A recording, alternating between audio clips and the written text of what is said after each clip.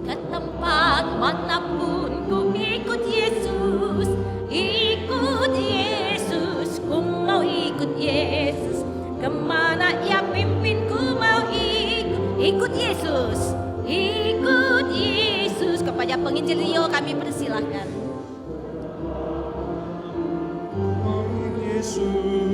Ikut Yesus, ku mau ikut Yesus. Kemana ya pimpin, ku mau ikut Dia. Jemaat Tuhan, mari kita satu dalam doa sebelum kita mendengarkan firman Tuhan. Hati kami memuji Engkau ya Tuhan, karena kesetiaan-Mu yang tidak pernah berakhir dalam kehidupan kami.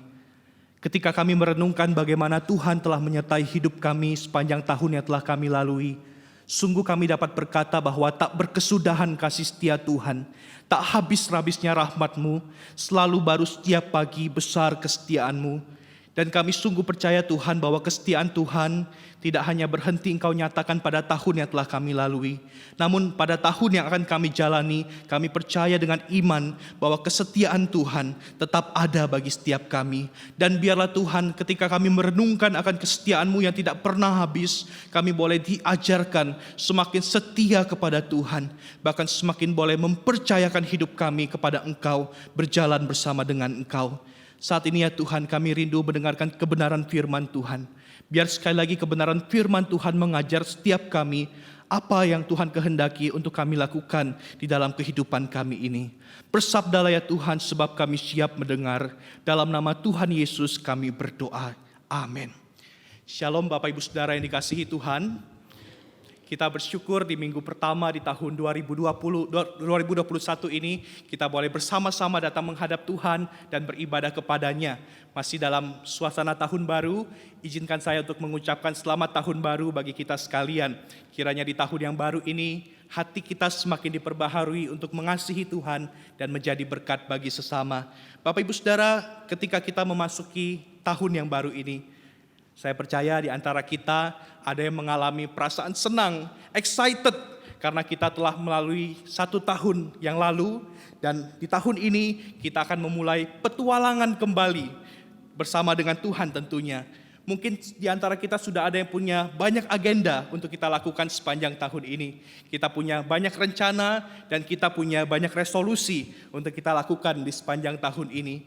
Tetapi di sisi lain Bapak Ibu Saudara, mungkin ada sebagian di antara kita yang juga mengalami kekhawatiran atau ketakutan karena kita tidak tahu apa yang akan terjadi sepanjang tahun yang akan kita lalui ini. Tetapi Bapak Ibu Saudara, sebenarnya hal yang harus kita pikirkan bukanlah apa yang akan terjadi di sepanjang tahun ini, tetapi dengan siapa kita berjalan di sepanjang tahun ini melalui apapun yang bisa saja terjadi di sepanjang tahun ini. Jika kita berjalan dengan kekuatan kita sendiri Bapak Ibu Saudara, ketika kita menghadapi berbagai tekanan hidup, tentu kita tidak akan kuat. Tetapi ketika kita berjalan bersama dengan Kristus, Sang Immanuel, kita percaya bahwa ada kekuatan darinya. Dan kita percaya bahwa seperti Mazmur 23 mengatakan, sekalipun aku berada dalam lembah kekelaman, aku tidak takut bahaya sebab Engkau besertaku. Bapak Ibu Saudara, pertanyaannya adalah, apa itu berjalan bersama Kristus? Dan perjalanan seperti apa berjalan bersama dengan Kristus itu? Mari kita mendasari perenungan firman Tuhan dari kisah perjalanan 2 orang murid yang berjalan ke Emmaus bersama dengan Yesus yang bangkit. Kita membuka bagian Alkitab kita dalam Lukas pasal 24. Lukas pasal 24 ayat 13 sampai 35. Lukas pasal 24 ayat 13 sampai 35. Jika Bapak Ibu Saudara telah menemukan bagian firman Tuhan ini, saya akan membacakannya bagi kita sekalian. Kita tidak membaca semua bagiannya, saya akan meng-highlight beberapa bagian bagi kita semua. Lukas pasal 24 ayat 13 sampai 35, mari kita perhatikan ayat 13 sampai 16 terlebih dahulu. Yesus menampakkan diri di jalan ke Emmaus, ayat 13. Pada hari itu juga dua orang dari murid-murid Yesus pergi ke sebuah kampung bernama Emmaus yang terletak kira-kira 7 mil jauhnya dari Yerusalem. Dan mereka bercakap-cakap tentang segala sesuatu yang telah terjadi.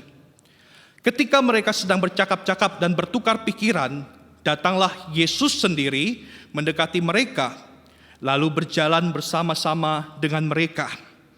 Tetapi ada sesuatu yang menghalangi mata mereka, sehingga mereka tidak dapat mengenal Dia. Kita perhatikan ayat 20 sampai 23. Ayat 20. Tetapi imam-imam kepala dan pemimpin-pemimpin kami telah menyerahkan Dia untuk dihukum mati, dan mereka telah menyalibkannya. Padahal kami dahulu mengharapkan bahwa Dialah yang datang untuk membebaskan bangsa Israel. Tetapi sementara itu telah lewat 3 hari sejak semuanya itu terjadi. Tetapi beberapa perempuan dari kalangan kami telah mengejutkan kami. Pagi-pagi buta mereka telah pergi ke kubur dan tidak menemukan mayatnya. Lalu mereka datang dengan berita bahwa telah kelihatan kepada mereka malaikat-malaikat yang mengatakan bahwa Ia hidup. Ayat 25 sampai 27.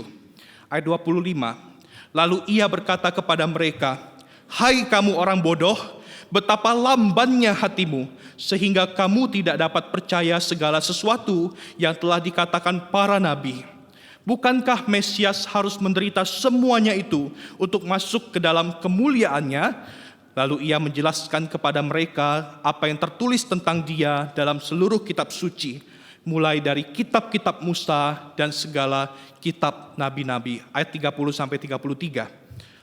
Waktu Ia duduk makan dengan mereka, Ia mengambil roti, mengucap berkat, lalu memecah-mecahkannya dan memberikannya kepada mereka. Ketika itu terbukalah mata mereka dan mereka pun mengenal Dia, tetapi Ia lenyap dari tengah-tengah mereka. Kata mereka seorang kepada yang lain, "Bukankah hati kita berkobar-kobar ketika Ia berbicara dengan kita di tengah jalan dan ketika Ia menerangkan kitab suci kepada kita?" Lalu bangunlah mereka dan terus kembali ke Yerusalem. Di situ mereka mendapati ke-11 murid itu. Mereka sedang berkumpul bersama-sama dengan teman-teman mereka. Demikianlah firman Tuhan. Bapak Ibu Saudara, suatu kali pada masa Perang Dunia Kedua, ketika sedang berlangsung Perang Pasifik di sebuah pulau, seorang tentara Amerika tanpa sengaja dia terpisah dari timnya, Bapak Ibu Saudara, di tengah hutan peperangan itu. Pertempuran waktu itu sangat intens sekali, Bapak Ibu Saudara. Terdengar bunyi peluru tembakan di mana-mana dan asap mengepul begitu luar biasa dari hutan tempat mereka bertempur. Saat itu tentara yang terpisah ini dia bersembunyi sendirian. Namun kemudian dia mendengar ada beberapa tentara musuh yang mendekati tempat persembunyiannya itu di tengah hutan itu. Kemudian Bapak Ibu Saudara, dia pun berlari ke sebuah bukit dan dia melihat ada sebuah gua di sana. Dia dengan tenang, dengan diam-diam dia merangkak ke dalam gua itu dan masuk ke dalam gua yang gelap itu. Tetapi dia khawatir, jangan-jangan ketika dia sedang berjalan merangkak, ada tentara musuh yang melihatnya, lalu kemudian tentara musuh itu akan datang dan memeriksa semua gua dan bertemu dengan gua tempat dia bersembunyi. Bapak Ibu Saudara, di dalam keterdesakan daripada tentara ini, kemudian dia berdoa kepada Tuhan. "Tuhan, tolong lindungi aku." Dan dia pun tiarap di dalam gua itu. Sambil dia berlindung, Bapak Ibu Saudara, dia mendengar ternyata suara tentara musuh itu semakin mendekat. Dan di saat itulah dia berpikir, "Baiklah, sepertinya Tuhan tidak menolongku saat ini."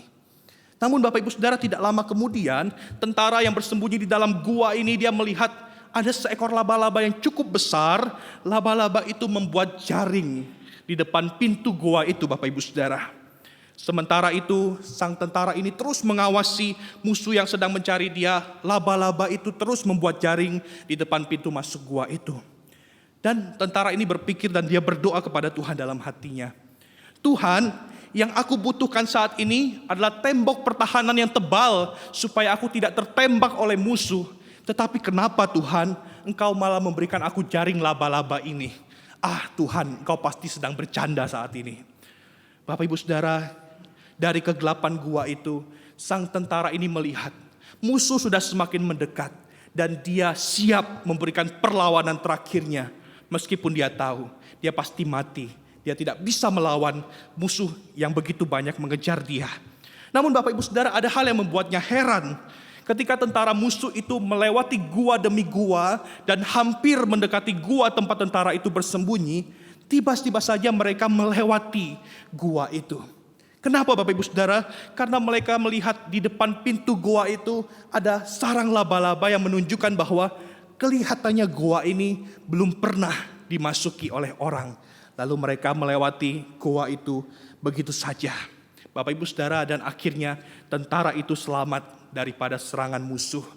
Dan itulah cara Tuhan bekerja untuk menyelamatkan sang tentara ini. Bapak Ibu Saudara, cerita ini mengajarkan kepada setiap kita. Seringkali dalam kehidupan kita, Bapak Ibu Saudara, kita gagal memahami cara Allah bekerja. Tidak jarang Bapak Ibu Saudara, kita maunya Tuhan bekerja, Tuhan melakukan sesuatu sesuai dengan caranya saya. Akhirnya Bapak Ibu Saudara, kita bukan lagi membiarkan Tuhan melakukan sesuatu sesuai dengan kehendaknya, tetapi kita mau Tuhan melakukan seperti apa yang saya mau.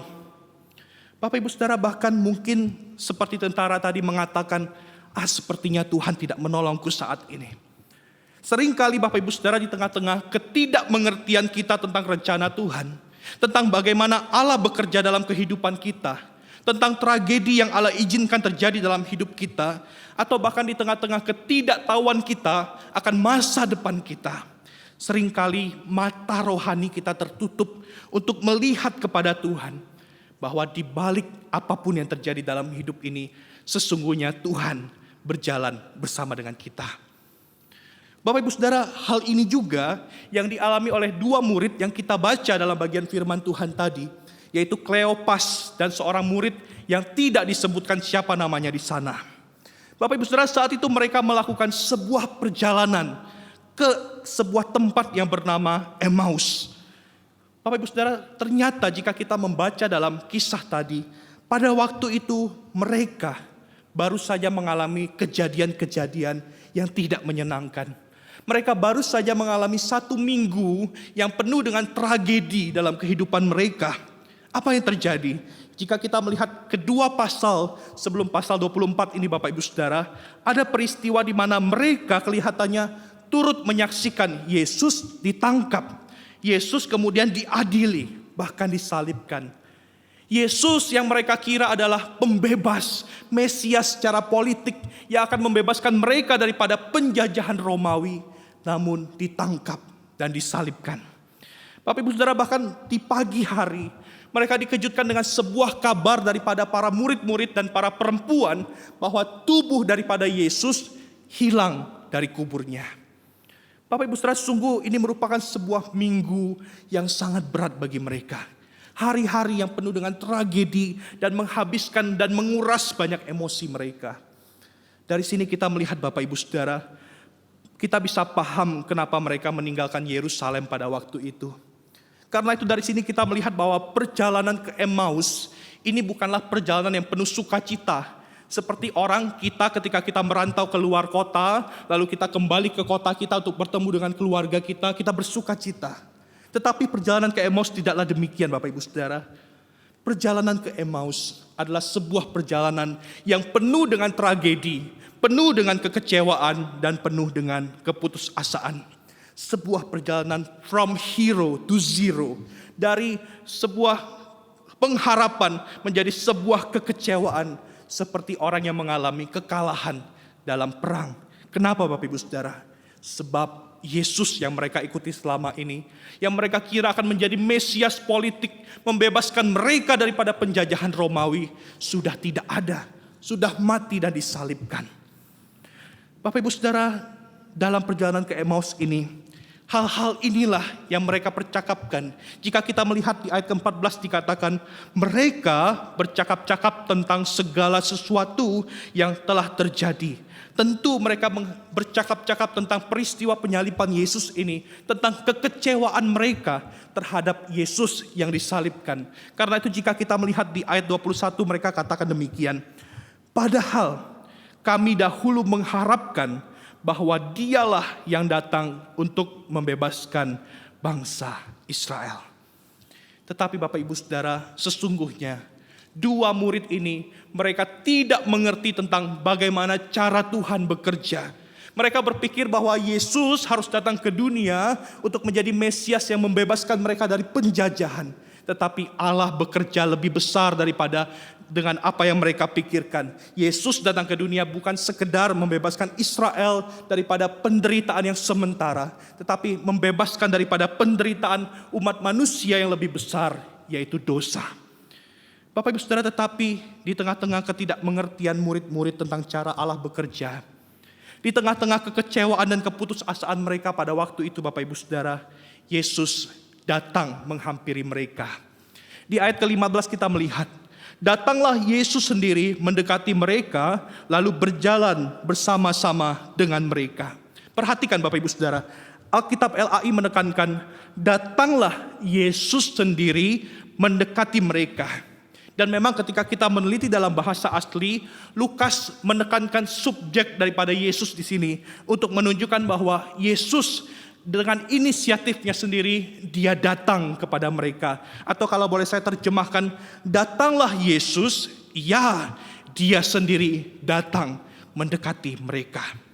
Bapak Ibu Saudara, di sini kita melihat bahwa inisiatif daripada Yesus sendirilah yang datang kepada mereka. Dan karena inisiatif Yesus sendirilah, maka dia berjalan bersama dengan mereka. Bapak Ibu Saudara, dari sini kita dapat melihat apa yang bisa kita pelajari dari kisah perjalanan dua murid ke Emmaus ini, Bapak Ibu Saudara. Yang pertama, kita belajar bahwa berjalan bersama Kristus adalah sebuah perjalanan yang penuh anugerah. Sebuah perjalanan yang penuh anugerah yang dimulai daripada inisiatif Kristus terlebih dahulu. Sebagaimana tadi dikatakan di ayat 15, datanglah Yesus sendiri mendekati mereka. Dari sini kita melihat Bapak Ibu Saudara, bukan kita yang memilih untuk berjalan bersama dengan Kristus, tetapi Kristus terlebih dahulu yang berjalan bersama dengan kita. Dari sini kita melihat sebuah konsep anugerah, Bapak Ibu Saudara, betapa Kristus sangat mengasihi murid-muridnya, dan tidak mungkin Kristus meninggalkan murid-muridnya dalam kekecewaan mereka, dalam keputusasaan mereka. Karena itu Kristus sendiri, Allah yang telah bangkit mendatangi dua murid ini, Bapak Ibu Saudara, yang sesungguhnya tidak mengerti tentang apa yang terjadi. Dan Yesus datang untuk membukakan kepada mereka tentang apa yang terjadi sesungguhnya. Bapak Ibu Saudara, sama seperti dua murid ini, meskipun kita tidak mengerti apa yang bisa saja terjadi dalam kehidupan kita, meskipun kita sedang mengalami kekecewaan ataupun keputusasaan, dan di tahun ini Bapak Ibu Saudara, kita tidak tahu apa yang akan terjadi di depan kita. Mungkin saja kita juga akan mengalami kekecewaan. Tetapi ingatlah Bapak Ibu Saudara, Yesus sesungguhnya selalu ada berjalan bersama dengan kita. Jika Kristus sudah mengerjakan hal yang lebih besar bagi kita, karena kasih-Nya dia datang ke dunia, karena kasih-Nya dia menderita, dia mati di kayu salib bagi kita, dan dia bangkit Bapak Ibu Saudara. Jika dia sudah memberikan hal yang lebih besar kepada kita, tidak mungkin hal-hal yang kecil, perkara permasalahan kita hari ini, perkara kebingungan kita, perkara kekecewaan kita, tidak mungkin Allah meninggalkan kita. Bapak Ibu Saudara, pasti dia tetap ada berjalan bersama dengan kita, karena kasih-Nya yang besar bagi kita. Bapak Ibu Saudara, hal yang kedua, apa yang bisa kita pelajari tentang berjalan bersama Kristus dari kisah perjalanan ke Emmaus ini? Bapak Ibu Saudara, hal kedua yang bisa kita pelajari adalah berjalan bersama Kristus adalah sebuah perjalanan yang mengubahkan. Berjalan bersama Kristus adalah sebuah perjalanan yang mengubahkan. Memang pada kenyataannya dan faktanya Bapak Ibu Saudara, Kristus berjalan dan bersama dengan kita apapun yang terjadi. Tetapi yang menjadi masalah apa? Sesungguhnya kita seringkali yang tidak bisa melihat Kristus berjalan bersama dengan kita. Seringkali kita melihat problema, kita melihat pergumulan kita, kekecewaan kita lebih besar daripada kita melihat Kristus yang ada berjalan bersama dengan kita. Sehingga kita tidak menyadari bahwa Bapak Ibu Saudara, bahwa dia ada berjalan bersama dengan kita. Seakan-akan mata rohani kita tertutup untuk menyadari akan hal itu. Bapak Ibu Saudara, inilah yang dialami dua orang murid ini. Kleopas dan seorang murid yang tidak disebutkan siapa namanya di sini. Di ayat ke-16 dikatakan demikian, tetapi ada sesuatu yang menghalangi mata mereka sehingga mereka tidak dapat mengenali dia. Kelihatannya memang Kleopas dan seorang murid yang tidak disebutkan namanya di sini, mereka bukanlah daripada lingkaran 12 rasul yang mengikut Yesus. Tetapi Bapak Ibu Saudara, dari apa yang mereka ketahui tentang Yesus, terlihat jelas bahwa mereka adalah orang yang sudah cukup lama mengikut Yesus. Namun Bapak Ibu Saudara, pertanyaannya, mengapa di bagian ini dikatakan mereka tidak bisa mengenali Yesus? Kenapa mereka bisa tidak tahu bahwa orang yang menghampiri mereka dan datang berjalan bersama dengan mereka itu adalah Kristus? Bapak Ibu Saudara, ada beberapa penafsir yang mengatakan kelihatannya ini merupakan sebuah divine intervention atau kuasa ilahi yang menutup mata mereka sehingga mereka tidak mengenali Yesus. Tetapi tampaknya bukan hal ini yang dimaksud oleh Injil Lukas. Sebab jika kita membaca Injil Lukas, Bapak Ibu Saudara, Lukas sendiri adalah orang yang terpelajar. Dia adalah orang yang sangat detail ketika dia menuliskan Injilnya. Karena itu dalam Injilnya dia tidak menulis bahwa Yesus sendiri atau kuasa Allah sendiri yang menutup mata daripada kedua orang murid ini. Bapak Ibu Saudara, yang kedua adalah bukti lainnya. Ketika mereka mengenali Yesus, mereka bukan sadar bahwa itu Yesus, seakan-akan sebuah mujizat, seakan-akan mereka tiba-tiba sadar. Tidak demikian Bapak Ibu Saudara. Tetapi mereka baru sadar bahwa orang yang bersama-sama dengan mereka adalah Yesus ketika Yesus berdoa, memecah-mecahkan roti dan membagikan kepada mereka. Ada sebuah proses yang membuat mereka akhirnya ingat atau sadar bahwa itu adalah Yesus, yaitu alusi atau satu penggambaran terhadap apa yang pernah Yesus lakukan dalam mujizatnya, sehingga mereka tahu bahwa itu adalah Yesus. Karena itu Bapak Ibu Saudara, saya lebih setuju. Kenapa waktu itu mereka tidak bisa mengenali Yesus? Ada sesuatu yang menutup mata mereka. Apa sesuatu yang menutup mata mereka itu? Yang menutup mata mereka adalah kekecewaan mereka, keputusasaan mereka, dan tragedi-tragedi yang terjadi sepanjang minggu itu, sehingga mereka tidak bisa mengenali Yesus. Ditambah lagi dengan kelambanan hati mereka. Mereka tidak memahami cara Allah bekerja dalam kehidupan mereka. Ini seperti yang Yesus katakan di ayat ke-25. Hai kamu orang bodoh, betapa lambannya hatimu, sehingga kamu tidak percaya segala sesuatu yang dikatakan para nabi. Bapak Ibu Saudara, dari sini kita diingatkan, jangan sampai apapun yang terjadi dalam hidup kita ini menutup mata kita daripada melihat Kristus yang berjalan bersama dengan kita. Biarlah kita boleh dengan iman meyakini bahwa Dia selalu ada dan Dia berjalan bersama dengan kita. Bapak Ibu Saudara, mungkin ketika kita mendengar kisah perjalanan ke Emmaus ini, ketika kita baca kisah ini, kita merespon dengan sedikit kesal mungkin. Bagaimana mungkin Kleopas dan temannya ini, bagaimana mungkin engkau tidak tahu bahwa itu Yesus? Kenapa engkau bisa tidak sadar bahwa orang yang ada di sana bersama dengan engkau menjelaskan firman kepada engkau, itu adalah Yesus? Mungkin kalau kita bisa bertanya kepada mereka, kita akan bertanya demikian Bapak Ibu Saudara. Tetapi Bapak Ibu Saudara, jangan salah kira. Jika kita saat itu ada di posisi Kleopas dan seorang murid yang tidak disebutkan namanya di sini, bisa jadi kita juga tidak mengenali Yesus pada waktu itu Bapak Ibu Saudara. Bisa jadi kita juga sama seperti mereka yang tidak mengenali Yesus. Perhatikan Bapak Ibu Saudara, Lukas di sini sengaja tidak menulis siapa nama murid yang bersama-sama dengan Kleopas pada waktu itu. Ada penafsir Alkitab yang mengatakan, itu mungkin istrinya Kleopas yang berjalan bersama dengan dia pulang kampung ke Emmaus, mungkin istrinya Kleopas. Atau mungkin itu adalah Lukas sendiri. Lukas tidak mau menyebut dirinya, dia malu mungkin menyebut dirinya sehingga dia tidak sebutkan nama murid di situ. Tetapi Bapak Ibu Saudara, tampaknya bukan kedua orang ini. Sebab jika kita melihat di awal Injil Lukas, kita melihat kenapa dia menulis dan membukukan daripada Injilnya ini. Dia menulis karena dia mendengar kesaksian daripada orang tentang Yesus. Jadi kelihatannya orang yang tidak disebutkan namanya di sini bukanlah Lukas sendiri. Lalu Bapak Ibu Saudara, siapa dia?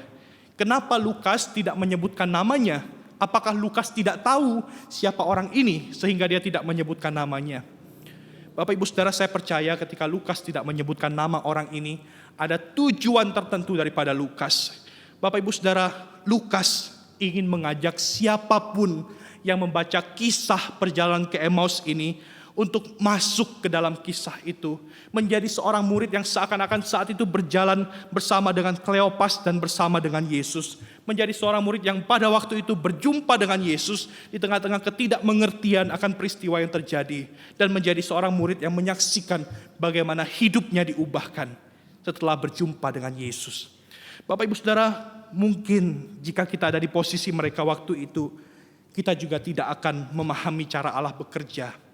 Mungkin kalau kita ada dalam posisi mereka waktu itu, kita hanya akan berpikir bahwa Yesus harusnya bukan mati, tetapi Yesus harusnya membebaskan kami daripada pemerintah Romawi ini, daripada penjajahan Romawi ini. Bapak Ibu Saudara, mungkin kita juga tidak bisa mengenali Yesus karena kekecewaan, karena keputusasaan kita, sehingga mata kita tertutup untuk melihat Yesus. Tetapi Bapak Ibu Saudara, di sisi lain sekali lagi, Lukas ingin mengajak kita melihat bagaimana kehidupan para murid yang sesungguhnya telah diubahkan oleh Yesus. Bapak Ibu Saudara, tadi saya telah mengatakan bahwa perjalanan ke Emmaus ini adalah sebuah perjalanan yang penuh dengan kekecewaan, sebuah perjalanan yang penuh dengan keputusasaan, perjalanan yang from hero to zero, seperti orang yang tidak punya pengharapan lagi. Tetapi Bapak Ibu Saudara, ketika kita menyadari bahwa yang berjalan bersama dengan mereka, yang berjalan bersama dengan dua murid ini adalah Yesus yang bangkit, ada sebuah perubahan, ada sebuah transformasi yang terjadi dalam kehidupan mereka. Apa perubahan itu Bapak Ibu Saudara? Yang pertama, kita melihat bahwa konsep mereka, pemikiran mereka, dan kehendak mereka tentang Mesias diubahkan oleh Yesus ketika Yesus menerangkan firman kepada mereka. Sehingga Bapak Ibu Saudara, mereka memiliki sebuah pemahaman yang baru tentang Mesias. Memang benar bahwa pada saat itu mereka sebatas tahu bahwa Yesus itu mati di salib. Tetapi sesungguhnya Bapak Ibu Saudara, itu bukanlah seluruh cerita daripada kisah Yesus. Yesus menjelaskan kepada mereka di ayat ke-26, bukankah Mesias harus menderita semuanya itu untuk masuk ke dalam kemuliaannya? Tentu Bapak Ibu Saudara, ketika mereka mendengar penjelasan Yesus, ada sebuah perubahan paradigma dalam kehidupan mereka. Mereka tidak sekedar memahami bahwa Yesus sekedar mati di kayu salib, tetapi Bapak Ibu Saudara, mereka tentu paham maksud yang lebih dalam bahwa penderitaan Yesus di kayu salib dimaksudkan untuk membawa kelepasan bagi mereka, membawa penderitaan, melepaskan mereka daripada penderitaan akibat daripada dosa. Bapak Ibu Saudara, apa bukti konsep mereka tentang Mesias itu berubah? Buktinya kita melihat di ayat ke-36. Mereka mengatakan, bukankah hati kita berkobar-kobar ketika Ia berbicara dengan kita di tengah jalan, dan ketika Ia menerangkan kitab suci kepada kita. Bapak Ibu Saudara, tiba-tiba saja hati mereka tadinya penuh kekecewaan, tadinya penuh dengan keputusasaan, tetapi ketika Yesus menerangkan firman kepada mereka, hati mereka berkobar-kobar karena perjumpaan mereka dengan Yesus yang telah bangkit. Yang kedua Bapak Ibu Saudara, apa yang diubahkan daripada mereka? Yang diubahkan adalah keputusasaan mereka menjadi berpengharapan. Bapak Ibu Saudara, apa buktinya bahwa mereka diubahkan? Tadinya mereka pergi meninggalkan Yerusalem untuk melupakan peristiwa-peristiwa yang terjadi di Yerusalem, untuk melupakan tragedi-tragedi yang terjadi di Yerusalem. Tetapi Bapak Ibu Saudara, setelah mereka berjumpa dengan Yesus yang bangkit, di ayat 33 dikatakan, lalu bangunlah mereka dan mereka kembali terus ke Yerusalem. Kenapa mereka kembali ke Yerusalem Bapak Ibu Saudara? Bukankah di Yerusalem ada begitu banyak peristiwa pahit bagi mereka, Bapak Ibu Saudara, tetapi mereka kembali ke Yerusalem karena konsep mereka telah diubahkan tentang tragedi yang terjadi di Yerusalem itu. Bahkan mereka bisa bersaksi tentang Kristus yang mereka jumpai ketika mereka kembali ke Yerusalem. Apa yang membuat mereka begitu bersemangat ketika mereka kembali ke Yerusalem? Karena mereka telah berjumpa dengan Yesus yang bangkit. Bukan Yesus yang mati. Perjumpaan dengan Kristus yang bangkit itulah yang mengubahkan mereka dari tidak punya pengharapan menjadi orang yang punya pengharapan karena mereka telah berjumpa dengan Dia. Bapak Ibu Saudara, pertanyaannya adalah dalam kehidupan kita, semakin hari ketika kita berjalan dengan Kristus, apakah hidup kita juga semakin diubahkan mengenal Dia dan semakin berpengharapan? Jangan sampai Bapak Ibu Saudara kita menjadi seperti dua orang murid ini yang sudah lama ikut Yesus, tetapi mereka sesungguhnya tidak sungguh-sungguh tahu tentang siapa yang mereka ikuti. Bahkan mereka masih punya konsep yang salah tentang Yesus yang mereka ikuti itu, Bapak Ibu Saudara. Bapak Ibu Saudara, hari-hari ini bukankah ada banyak orang Kristen yang sudah mengikut Yesus tetapi belum sungguh-sungguh kenal Dia? Ada banyak orang Kristen yang punya konsep yang salah tentang Yesus. Banyak orang yang menganggap bahwa kalau ikut Yesus pasti sukses, kalau ikut Yesus pasti sembuh, kalau ikut Yesus pasti diberkati berlimpah-limpah dan hidupnya tidak pernah menderita. Bapak Ibu Saudara, sehingga ketika tragedi datang dalam hidup mereka, maka tragedi itu kemudian menutup mata mereka untuk melihat Yesus. Kenapa? Sebab Yesus yang mereka percaya tidak sesuai dengan ekspektasi mereka. Bapak Ibu Saudara, Yesus tidak pernah mengatakan kalau kamu ikut aku, kamu pasti sukses. Kalau kamu ikut aku, kamu pasti sembuh, kamu pasti kaya. Tetapi Yesus mengatakan kalau engkau mau ikut aku, engkau harus sangkal diri, pikul salib, dan ikut aku. Yesus tidak pernah menjanjikan berkat dunia ketika kita ikut Yesus. Tetapi apa yang Yesus janjikan bagi kita? Yang Yesus janjikan adalah bahwa Dia akan menyertai kita sampai akhir zaman. Dia akan berjalan bersama dengan kita, menyertai kita sampai akhir zaman. Karena itu Bapak Ibu Saudara, biarlah ketika kita berjalan bersama dengan Yesus, kita juga berjalan bersama dengan firman-Nya.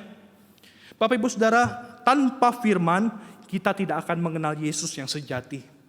John Calvin mengatakan seperti ini, tanpa firman, tidak mungkin Kristus yang sejati dinyatakan. Kristus yang sejati dinyatakan lewat firman yang kita baca, kita renungkan, dan kita lakukan. Jangan lupakan firman Bapak Ibu Saudara. Tanpa firman yang kita terus renungkan, dengarkan, dan lakukan, maka pengenalan kita terhadap Kristus akan tumpul, sehingga kita bisa salah mengenal Dia dan salah mengerti kehendak Kristus dalam kehidupan kita.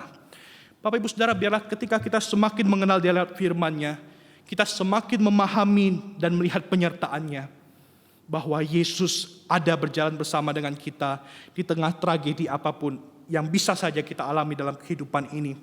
Dan biarlah kita terus berjalan bersama dengan Kristus dan kita semakin berpengharapan. Bapak Ibu Saudara, ketika kita berjalan bersama orang yang kita cintai atau kita kasihi, kemanapun kita pergi, kemanapun kita berjalan melewati apapun, pasti tetap ada sukacita dalam hati kita. Suatu kali seorang pemuda yang baru saja menjalin hubungan dengan seorang perempuan, Bapak Ibu Saudara, mereka berencana untuk pergi ke satu tempat yang terkenal pemandangannya bagus dan pemandangannya indah.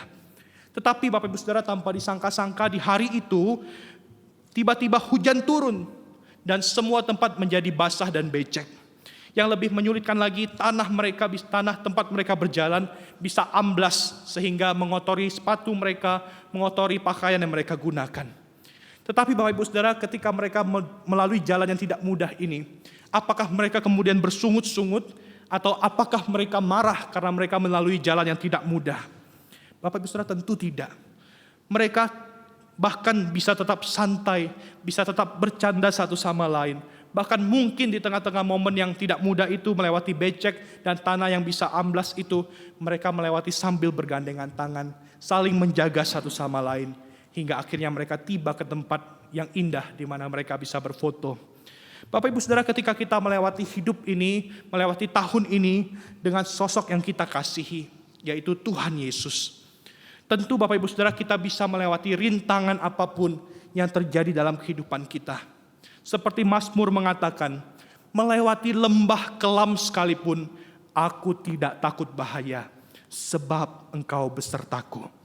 Bapak Ibu Saudara, jika manusia yang tidak sempurna saja mau menjaga pasangannya, apalagi Kristus yang mengasihi kita tanpa syarat, tidak mungkin Ia tidak menjaga kita. Ia akan tetap bersama dengan kita, menjaga kita dimanapun, kapanpun, dan apapun yang akan kita lewati sepanjang tahun 2021 ini. Bapak Ibu Saudara, biarlah hari ini kita boleh mengingat bahwa berjalan bersama dengan Kristus adalah perjalanan yang penuh anugerah yang dimulai dari inisiatif Allah terlebih dahulu.